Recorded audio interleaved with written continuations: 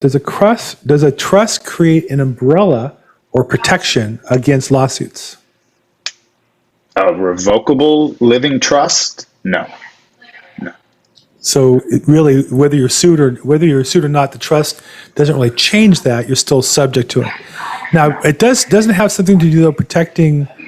Let's say you have siblings and heirs, and money's distributed like one against the other, perhaps against the parents' assets because they're separated out. Or I've seen some discussions as to how to give money to kids and also to avoid if they have lawsuits, you can give them income rather than giving them the assets. Of course, if it's in a trust, they may not know that they're beneficiaries of the trust as well. There's some privacy issues. So you're talking about parents owning property or parents owning assets and putting into a trust for their children? Maybe to avoid creditors or avoid lawsuits and things. So you have to understand the main concept, which is if you have a revocable living trust, you're not doing asset protection. Asset protection is something else. There's different kinds of trusts that help you with asset protection, and there's also asset protection is like a buzzword, right? It's like, oh yeah, I want asset protection. Well, asset protection could be seen as, oh, I want to avoid the courts and probate and when someone passes away. So that's the living trust portion.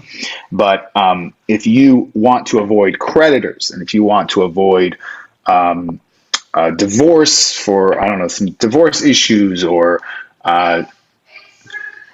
actually, here's the more important one, privacy, right? So if someone wants their names to be private there on the records, you guys all know how to check records on, brokers could easily find who owns property.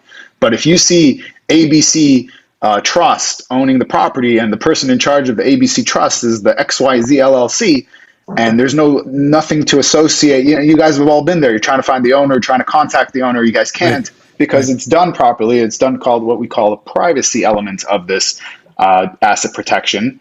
And I do this a lot, especially with people that own a lot of property. It's usually done for income properties.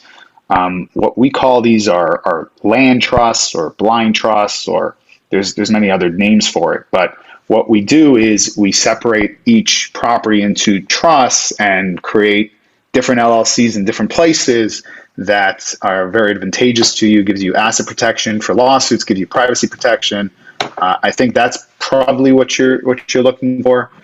So it's not a regular living trust.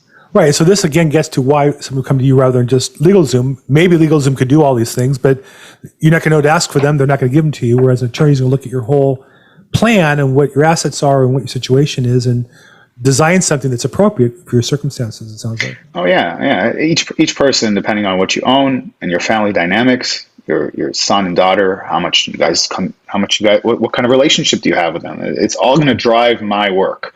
So there's almost never the same trust for the same people. It's always, there's some sort of tweak in each one. Okay, if you enjoyed the video, your next step is to sign up for the webinar by clicking the link above.